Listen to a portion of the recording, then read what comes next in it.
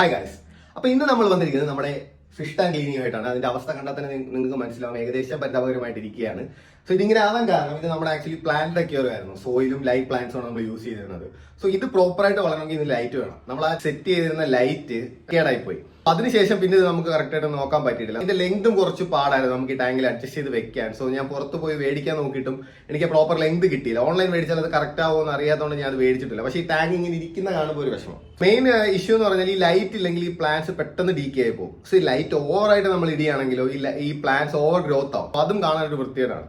ഓവറായിട്ട് നമ്മൾ ലൈറ്റ് ഇടാൻ വേറൊരു പ്രശ്നം എന്ന് പറഞ്ഞാൽ ആൽഗെ കൂടും. ആൽഗെ കൂടുമ്പോൾ പിന്നെ ഇതിന്റെ ചുറ്റും എല്ലാം ഇങ്ങനെ ഒരുമാതിരി പച്ച കളറായിട്ടിരിക്കും. അപ്പൊ നമ്മൾ ആൽഗേറ്റേഴ്സിനെ മേടിച്ചിടണം. പ്രോപ്പർ ആയിട്ട് ആൽഗേറ്റേഴ്സ് ഫുഡ് എടുക്കില്ല. ഈ മെയിൻ ആൽഗെ ഡിപ്പെൻഡ് ചെയ്തായിരിക്കും ഇരിക്കുന്നത്. ആൽഗെ നമ്മൾ പ്രോപ്പർ ലൈറ്റിംഗ് സെറ്റ് ചെയ്തില്ലെങ്കിൽ ആൽഗെ വളരത്തില്ല.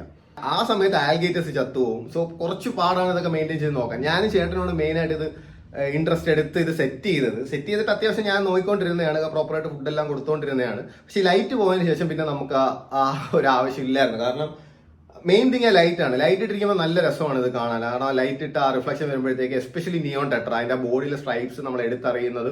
പിന്നെ ഇതിന്റെ പ്ലാന്റ്സ് ഉള്ളതുകൊണ്ട് കറക്റ്റ് പ്രോപ്പർ ലൈവ് എൻവയോൺമെന്റ് ആണ് നമ്മൾ സെറ്റ് ചെയ്തിരിക്കുന്നത്. നമ്മളിത് ഇടയ്ക്ക് ക്ലീനിങ് ഒന്നുമില്ല. ഇതിപ്പോ ഏകദേശം ഒരു 2.5-3 വർഷം വരെ നമ്മളിത് മേടിച്ച് വെച്ചിട്ട് ഇതിപ്പോ ഒരു 3-4 മാസമായിട്ട് ഈ അവസ്ഥയാണ്. അതിന് മുന്നേ വരെ നല്ല വൃത്തിയായിട്ട് നോക്കിക്കൊണ്ടിരുന്നതാണ്. നമുക്കിത് ഇന്ന് ക്ലീൻ ചെയ്യാം. So let's go. സോ ഇതിനകത്ത് ഓൾറെഡി 2 മീൻ കിടപ്പുണ്ട്. പിന്നെ ഈ കിടക്കുന്ന തടിയെല്ലാം നമ്മൾ തന്നെ സെറ്റ് ചെയ്തിട്ടതാണ്. 2 മീൻ അത്യാവശ്യം നല്ല ഫൈറ്റ് ചെയ്യുന്ന സാധനങ്ങളാണ്. പേരെനിക്കറിയില്ല. അതാണ്ട് 2 അല്ല, അതിൽ കൂടുതലുണ്ട്. ഇത് 2 എണ്ണം, പിന്നെ അത്യാവശ്യം വലിയ അതിൻ്റെ ഇടയിൽ കയറിയിരിപ്പുണ്ട്. കാണാൻ പറ്റുമെന്നറിയില്ല. ദൂ ഇരിക്കുന്നു. ഇത് 2 എണ്ണം, പിന്നെ അത് ഇവിടെ 2 എണ്ണം കിടപ്പുണ്ട്. സോ അതിനെ നമ്മൾ മാറ്റാനുള്ള പുറപ്പാടിലാണ് ആദ്യം. നമുക്ക് ആദ്യം തടി ഒന്ന് എടുത്ത് സെറ്റ് ചെയ്ത് വെക്കാം. ഇത് നമ്മുടെ പേരയുടെ ഒരു കൊമ്പാണ്. നമ്മളത് മുറിച്ചിട്ട് കുറേ ദിവസം 10-12 ദിവസം തൂക്കുവെള്ളത്തിലൊക്കെ ഇട്ട് സെറ്റ് ചെയ്തെടുത്ത സാധനമാണ്. ഇത് കുറച്ച് ദിവസം ഇങ്ങനെ വെറുതെ ഇരിക്കുകയാണെങ്കിൽ ഇത് നമ്മൾ വീണ്ടും വെള്ളത്തിലേക്ക് ഇട്ട് സെറ്റ് ചെയ്തെടുക്കേണ്ടി വരും. കാരണം അതിന്റെ ഡെൻസിറ്റി എല്ലാം പോയി അതിന് പൊങ്ങി വന്നിരിക്കണം. അപ്പോൾ അതിനകത്ത് വെക്കുന്നില്ല, അത് താന്നു പോകും. നമുക്ക് ആദ്യം ഇതിനകത്തുള്ളവന്മാരെ മാറ്റാൻ നോക്കാം. അത്യാവശ്യം നല്ല സ്പീഡുള്ള സാധനങ്ങളാണ്.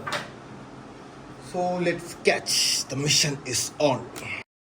സോയിലും ചെളിയെല്ലാം കിടക്കുന്നുണ്ട്. മീനെ കണ്ടുപിടിക്കാൻ നല്ല പാടായിരുന്നു. ഞാൻ കുറേ പണിപ്പെട്ടു അതിനെ ഒന്ന് ക്യാച്ച് ചെയ്യാൻ. മീൻസ് 2 വെറൈറ്റി ഉണ്ടെങ്കിലും ഒന്നും പിടി തരുന്നില്ല. കാരണം ചെളി നല്ല കട്ടി കിടക്കുന്നുണ്ട്. മീൻ അങ്ങോട്ട് അനങ്ങുമ്പോഴേ അതെല്ലാം ഇങ്ങനെ പൊങ്ങി വന്ന് ഫുള്ള് മടി കണക്കാവും. പിന്നെ നമുക്ക് മീനെ കാണാൻ പറ്റത്തില്ല. പിന്നെ ഞാൻ കുറച്ച് നേരം വെയിറ്റ് ചെയ്തിട്ടൊക്കെയാണ് ഓരോന്ന് ചെയ്തുകൊണ്ടിരുന്നത്. എന്നിട്ടും ഒരു രക്ഷയില്ലാന്ന് എനിക്ക് തോന്നി. അങ്ങനെ ഞാൻ വിചാരിച്ചെന്താ നമുക്ക് ഈ വെള്ളം കുറച്ച് അവന്മാരെ പിടിക്കാൻ കുറച്ചുകൂടെ എളുപ്പമെന്ന് കരുതി ഞാൻ വെള്ളം കുറയ്ക്കുന്ന പ്രശ്നം.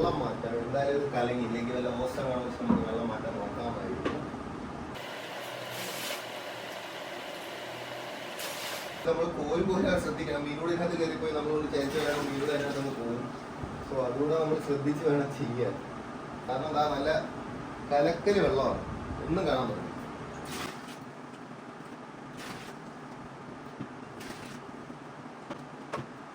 ബക്കറ്റോട് കളഞ്ഞിട്ട് ഇത്രയും നമ്മുടെ ഒരു ട്രിപ്പ് കഴിഞ്ഞു. എന്തായാലും ഒരു 2-2.5 ട്രിപ്പെങ്കിലും വേണ്ടി വരും.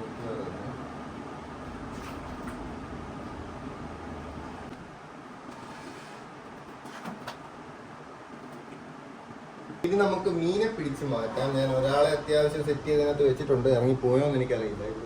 ചെയ്യാൻ വെച്ചിരുന്നുണ്ട്. അതുകൊണ്ട് നമുക്ക് ഒരാളെ കിട്ടിയിരിക്കുകയാണ്. ഒരാളെ മാറ്റി നമ്മൾ അടുത്ത ആൾക്ക് വെച്ച്. സോ അടുത്ത ആളെ കിട്ടിയിരിക്കുകയാണ്. ഇത് 2 കുറച്ച് നാളായതാണ് ഇവിടെ ഇപ്പോൾ ഉള്ള മീനെല്ലാം. 2 അല്ലേ ചെറിയ നോക്കാൻ ഭയങ്കര കുതിറി ഓട്ടം. ഫുള്ള് ചെളിയാണ്. ഒന്ന് അനങ്ങിയ അപ്പോഴേക്കും അടുത്തവനെ കിട്ടിയിരിക്കുകയാണ് നമുക്ക്.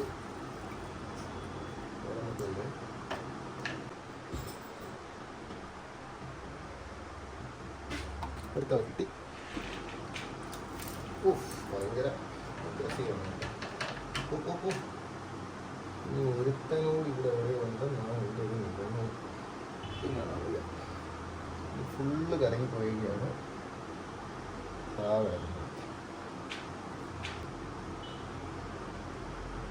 അവനെ നമുക്ക് കിട്ടി.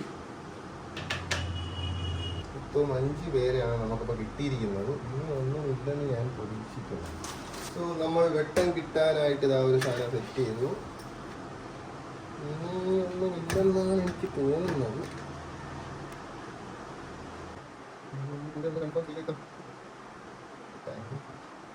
കഴിക്കുമ്പോൾ ഞാൻ ഇല്ല. നമ്മളുടെ ആൾക്കാരെ കാണിച്ചു തരാം. എന്താണ്ട് ഒരു 5 എണ്ണം ഉണ്ട്. 1, 2, 3, പിന്നെ ചെറുത് 2 എണ്ണം. ഓക്കെ, സോ നമുക്കിനി ടാങ്ക് ക്ലീനിങ്ങിലോട്ട് പോവാം. നമ്മൾ മാക്സിമം വെള്ളം കോരി കളഞ്ഞിട്ട് സാൻഡ് മാത്രം എടുക്കണം.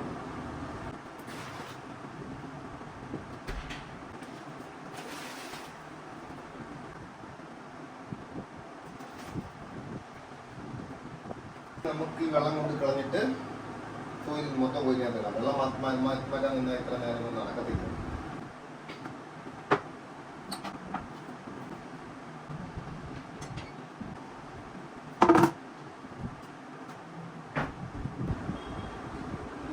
കുടമാണ് വെച്ചിരുന്നത്. 2 കല്ല് ഇട്ടിട്ടുണ്ടായിരുന്നു.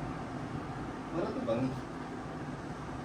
ഇതൊക്കെ നമ്മൾ എവിടെയെങ്കിലും പുഴയിലൊക്കെ പോകുമ്പോൾ അവിടെ നിർബന്ധം തന്നെയാണ്.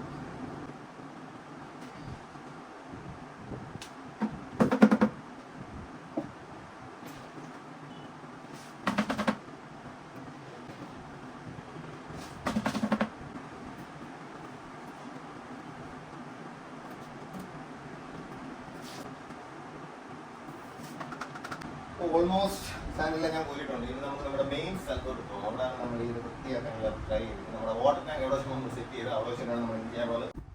ഇവന്മാർ കുറച്ച് അഗ്രസീവ് ആയിരുന്നു. ചിലപ്പോൾ ചാടി പൊക്കളെ ചാടി പോയിരിക്കാൻ വേണ്ടി ഞാൻ ചെറുതായിട്ട് നടത്തിയിട്ടില്ല. നമുക്ക് ഏകദേശം. സോ നമുക്കിനി ബാക്കി ക്ലീൻ ചെയ്യാനായിട്ട് പോവാം. So let's go there.